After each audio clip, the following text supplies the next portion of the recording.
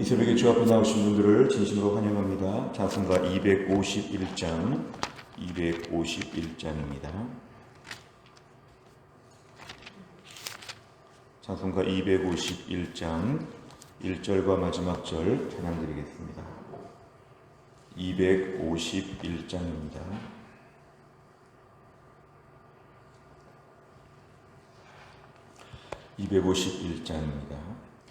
1절과 마지막 절 두 절만 찬양 드리겠습니다. 놀랍다 주님의 큰 은혜, 우리의 죄를 속하시려 갈보리 십자가 위에서 어린 양 보혈을 흘렸네. 주의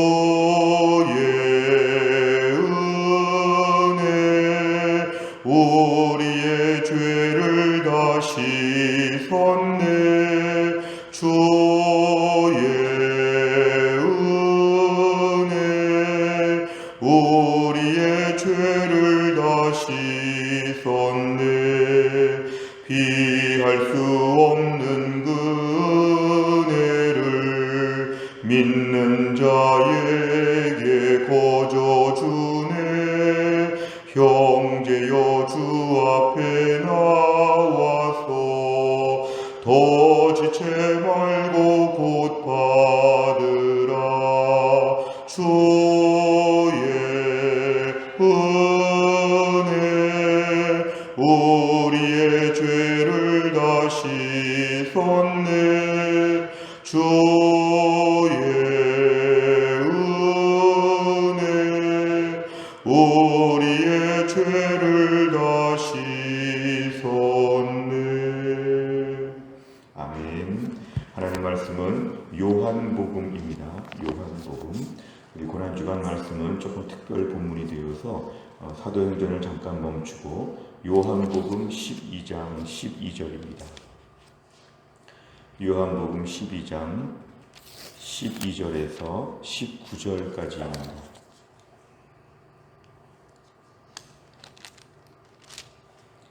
요한복음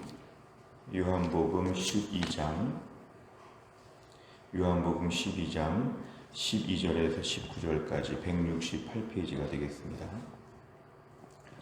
요한복음 12장 12절에서 19절까지 말씀을 저 한 절씩 교독하시겠습니다.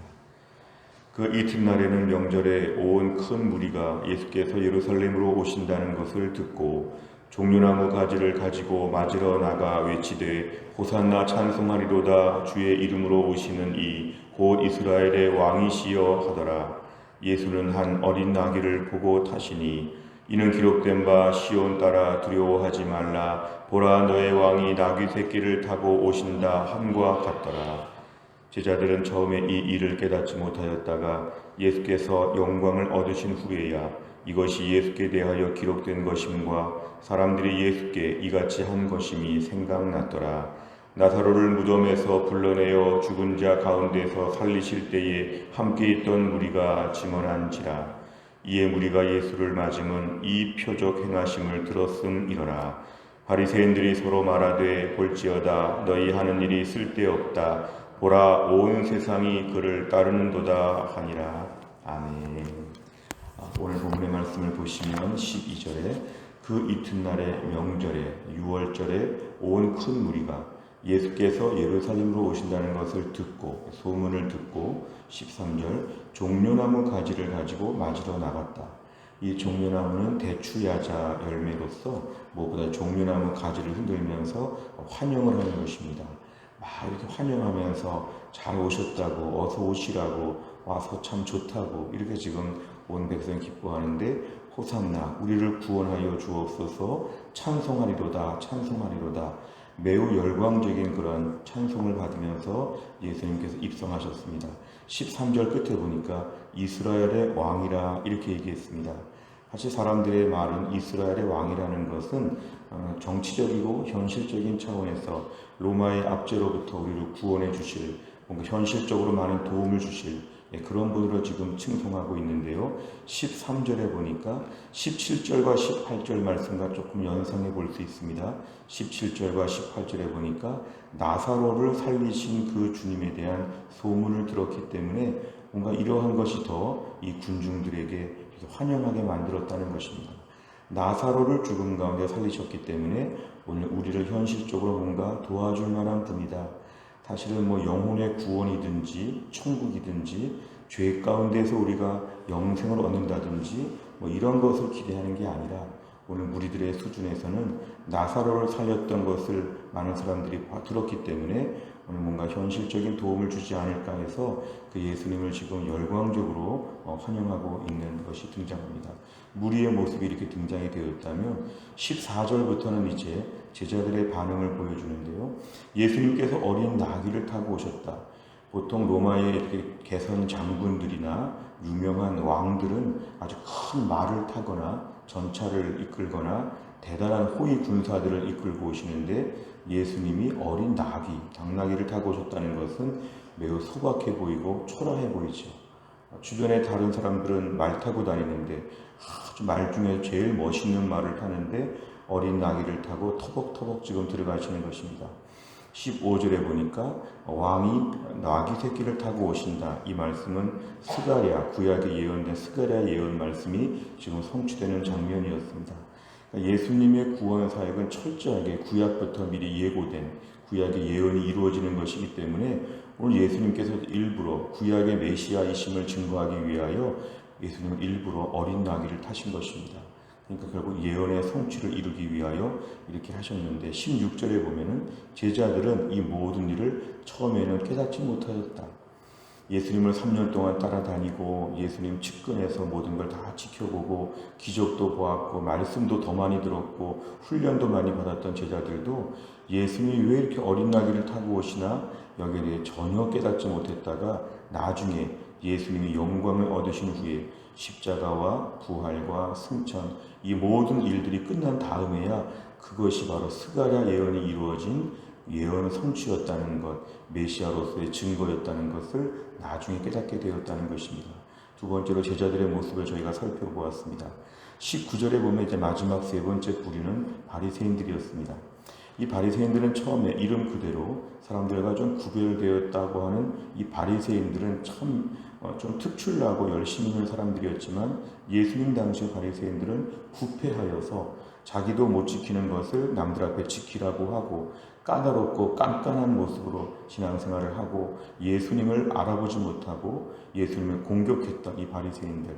바리새인들은 이런 생각하고 있었는데요. 서로 말합니다. 서로 말하되 볼지어다 너희 하는 일이 쓸데없다.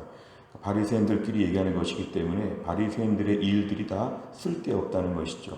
예수님을 아무리 막아보려고 핍박해보려고 해도 이렇게 지금 사람들이 인기가 있고 따르고 있으니까 우리가 막을 수 없겠다. 낭패다. 이런 식으로 지금 바리새인들은 예수님 그 입성하는 모습을 보면서 자기네끼리 지금 탄식하는 것, 이게 오늘 본문에 소개되고 있습니다. 오늘 12절부터 19절까지를 보면 결국은 무리, 제자, 바리새인들 이 세 부류의 예수님에 대한 반응, 우리 예수님이 예루살렘 입성하시는 모습을 놓고 세 부류의 사람이 서로 다른 상태에 있었다는 걸 우리에게 보여줍니다. 내용 관찰을 보시면 첫째, 예수님의 예루살렘 입성 시 제자들과 무리의 반응은 어떠합니까? 우선 제자들의 반응은 13절 이하를 보면은 제자들은 16절이죠. 제자들의 반응을 먼저 보면은 제자들은 예수님이 어린 나귀를 타고 오시는 것에 대하여 그 이유와 의미를 알지 못했다가 나중에 예수님 십자가 부활 승천 이후에 그것을 깨달았다. 그러니까 예수님의 입성하는 이 모습에 대하여 영적으로 의미를 깨닫지 못하는 우둔함, 영적인 무지함, 이들의 상태를 그대로 보여주죠. 무리의 반응은 오늘 13절, 14절도 이렇게 나오지만 특별히 17절, 18절도 좀 같이 볼 필요가 있죠. 오늘 결국 이 무리들의 반응은 나사로를 살렸다고 하는 그 유명한 신기한 그 예수님에 대하여 맞이하면서 정치적으로 뭔가 우리의 왕이 되어 주시기를 바라는 현실적인 필요를 채워주실 분으로 그렇게 지금 예수님을 보면서 열광적으로 반응하고 있습니다. 두 번째로 보면 바리새인들은 예수님의 예루살렘 입성을 보고 어떻게 반응합니까? 세 번째 부류의 바리새인들은 19절에 보니까 예수님 저렇게 인기가 많고 환영을 받는 걸 보니까 이제 저 예수님을 막을 수 없겠다, 핍박할 수 없겠다, 우리의 그동안의 모든 공격이 무의미해졌다, 약간 이런 의미가 지금 19절에 등장하고 있습니다. 세 번째를 보면 예수님의 예루살렘 입성을 본 사람들이 각각 다른 반응을 보인 이유는 무엇입니까? 사실은 예수님에 대한 태도가 참 중요합니다. 오늘 예수님은 하나님의 아들로 이 땅에 오셔서 십자가를 지시기 위하여 예루살렘 성에 지금 들어오시는데 각각 자기의 입장, 자기의 필요, 자기의 관점을 가지고 예수님을 지켜봤다는 것인데 이것은 예나 지금이나 똑같습니다. 우리가 오늘도 예수님 성탄절을 맞이할 때나 우리가 고난주간을 맞이할 때나 예수님에 대하여 묵상할 때 나의 필요, 나의 생각이 너무 중요하다는 것이죠. 내가 이런 것이 어려우니까 이런 걸 채워주면 좋겠다. 나는 이걸 좋아하니까 이거 해주시면 좋겠다. 각각 자기의 입장에서 예수님께 요구하고 예수님을 기대하고 고난주간, 부활주일, 성탄절 이런 걸 맞이할 때마다 결국 예수님 이번에 이걸 좀 해결해 주십시오. 이런 마음을 갖기가 쉽지만 제일 중요한 것은 하나님의 목적을 아는 게 중요합니다. 우리의 목적과 우리의 생각이 중요하지 않습니다. 예수님 오신 목적은 바로 우리를 죄 가운데서 구원하여 주시기 위하여 십자가를 지시기 위하여 오셨다. 오늘 본문에 예루살렘에 입성하는 예수님은 지금 왕이 되러 오신 것이 아니라 예루살렘에 오셔서 골고다 언덕에서 십자가에서 죽으시러 오셨다는 것입니다. 우리가 오늘 예수님 바라볼 때 우리들의 마음의 태도가 어떠한지, 뭘 원하는지, 예수님이 오신다면 무슨 말씀을 드리고 싶은지 우리의 기본적인 마음을 좀 정리할 필요가 있습니다.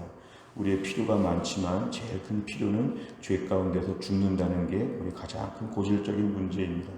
그래서 예수님 우리에게 오셔서 우리 죄 가운데서 구원받게 하여 주시는 일이 가장 중요한 사역이었습니다.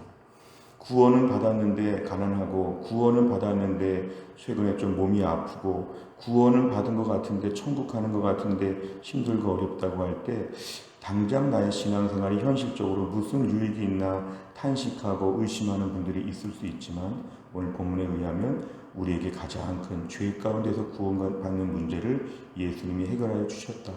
그래서 우리는 찬양하고 감사해야 됩니다. 고난주간을 맞이하면서 예수님께서 우리를 위해서 나의 문제 가운데 제일 치명적인 문제였던 죄의 문제를 해결하여 주셨다는 것에 대하여 깊이 감사해야 되죠. 이번 한 주간 동안에 우리 예수님을 묵상할 때마다 나에게 있어서 제일 중요한 문제인 구원받는 문제를 해결해 주셨기 때문에 이번 한 주간 동안은 기본적으로 감사하고 감사해야 한다는 것입니다. 내가 생각하는 예수님, 내가 원하는 예수님이 아니라 하나님의 예수님을 주신 이유, 십자가를 지신 목적을 생각해 보면서 우리 이번 한 주간 동안의 포커스가 흐려지지 아니하도록 선명하게 맞추는 것이 매우 중요합니다. 네 번째를 보면 어린 나귀를 타고 오시는 예수님을 보면서 무엇을 느낍니까? 어린 나귀는 초라해 보이는 것이지만 예수님은 이것을 감당하면서도 십자가의 구원을 이루기 위하여 구약부터 예언되었던 메시아의 그 증거를 보이시기 위하여 일부러 어린 나귀를 타고 오셨다는 것입니다. 예수님은 이 땅에 오셔서 우리 구원을 위하여 철저하게 희생하시고 헌신하셨습니다. 예수님은 이 땅에 오셔서 우리 구원 사역을 위하여 집중적으로 일하셨습니다. 우리는 그 예수님을 통하여 볼 때 우리 예수님에게 초라하게 보이나 이런 걸 생각하는 것이 아니라 철저하게 사명의 중심을 두었던 예수님을 보면서 오늘도 우리가 이 땅에서 우리 예수님의 사역 앞에서 구원에 감사한 마음을 갖는 것이 매우 필요합니다. 혹시 우린 예수님 믿으면서 다른 것에 예민하지 않는가? 너무 다른 것에 민감하지 않는가? 철저하게 우리의 구원받은 것에 대하여 집중하고 매일매일 기뻐하는가? 내가 이래봬도 천국 갈 주의 백성으로서의 긍지와 자부심과 기대가 있는가? 사명에 집중하신 예수님이 십자가를 온전히 지신 것처럼 우리는 구원에 집중하여서 우리의 구원을 위하여 이 땅에 오신 예수님을 온전히 섬기고 찬양하는 것이 우리에게 매우 필요합니다. 다섯 번째를 보면 나는 어떤 마음으로 고난주간을 시작하고 있습니까? 왕이신 예수 그리스도를 기쁨으로 맞이하기 위해 내가 결단해야 할 것은 무엇입니까? 우리가 오늘 예수님을 맞이하는 입장에 있어서 세 부류의 사람들이 사실은 다 조금 부족하고 잘못된 방향에서 예수님을 기다렸죠. 오늘 우리는 십자가에서 죽으신 예수님을 한 주간 묵상하려고 합니다. 이번 한 주간 동안에 나의 다른 필요, 결핍, 어려움을 묵상하기보다는 나의 죄의 문제를 깊이 묵상해야 됩니다. 우리 어제 주일 설교 말씀처럼 내가 얼마나 무가치하고 얼마나 버림받았고 얼마나 실패하고 얼마나 완악한지, 십자가에서 예수님 죽으시는 방법 외에는 구원받을 길이 없는 철저하게 완고하고 아주 완악한 죄인이라는 것을 묵상할 때 주님이 오셔서 구원받게 된 것이 큰 기쁨이 되어야 합니다. 이번 한 주간 동안에 우리의 모든 죄와 십자가의 은혜를 깊이 묵상하는 것 우리에게 필요합니다. 현실적인 문제는 당장 조금 내려놓고 현실적인 문제는 주님께 맡기고 나의 기본적인 구원의 문제에 대하여 깊이 묵상하고 하루하루 우리가 신앙 일기를 써보듯이 매일매일 나의 삶을 돌아보다 보면 이번 한 주간 동안 우리가 고난 주간에 다시 한번 주의 큰 은혜를 회복하게 될 것입니다. 이번 한 주간 시작하면서 평화를 주기 위해 오신 왕 예수 그리스도 앞에서 풍성한 은혜로 채워질 수 있기를 간절히 바랍니다. 기도하겠습니다. 하나님 아버지 감사합니다. 오늘도 이 새벽에 우리를 깨어나게 하시고 우리가 고난주간의 첫날을 맞이하여 주 앞에 나와 예배하며 찬양하며 기도할 수 있도록 우리를 붙잡아 주심을 감사합니다. 예수님께서 이 땅에 오셔서 특별히 공생애를 마치고 예루살렘 성에 입성하셨을 때 사람들이 그 예수님을 바라보는 여러 가지 태도가 달랐다는 걸 보았습니다. 예수님을 왜 환영했는지, 왜 예수님이 신기하고 궁금했는지, 그리고 그 예수님 앞에서 뭘 깨달았는지 이 당시의 사람들의 모습을 볼 때 오늘날도 우리가 얼마나 다양한 태도로 예수님을 기대하고 맞이하는지 하나님 아버지 우리의 마음을 다시 한번 정리시켜 주시기를 원합니다. 나의 죄를 위하여 십자가에서 죽으시고 부활하시고 승천하시고 나의 모든 죄의 문제, 나의 모든 천국 가는 문제를 놓고 우리 주님이 이렇게 큰 일을 감당하셨는데 이번 한 주간 저희가 고난 주간을 시작하면서 다른 데 대한 민감하고 다른 데 관심이 많았던 것들을 다 내려놓고 나의 죄의 문제, 구원의 문제, 십자가로 말미암은 놀라운 영생의 축복을 깊이 묵상할 수 있게 하여 주시기를 원합니다. 우리 인생에 많은 것들이 지금 고민이고 많은 것들이 힘들지만 그런 것들을 잠시 내려놓고 내가 구원받은 은혜와 기쁨을 한 주간 동안 잘 묵상하게 하여 주시고 우리 사랑하는 해성교회 성도들이 이번 한 주간 동안 십자가의 은혜로 무장될 수 있도록 축복하여 주옵소서. 감사드리며 예수님의 이름으로 기도하옵나이다. 아멘. 오늘 월요일을 맞이하여 기도하는 100대 기도 제목은 우리 교회 비전을 위해 기도합니다. 15번부터 28번까지 꼭 기도해 주시기를 바랍니다. 주기도문 하겠습니다. 하늘에 계신 우리 아버지여, 이름이 거룩히 여김을 받으시오며 나라 임하옵시며 뜻이 하늘에서 이룬 것 같이 땅에서도 이루어지이다. 오늘날 우리에게 일용할 양식을 주옵시고 우리가 우리에게 죄 지은 자를 사하여 준 것 같이 우리 죄를 사하여 주옵시고 우리를 시험에 들게 하지 마옵시고 다만 악에서 구하옵소서. 대개 나라와 권세와 영광이 아버지께 영원히 있사옵나이다.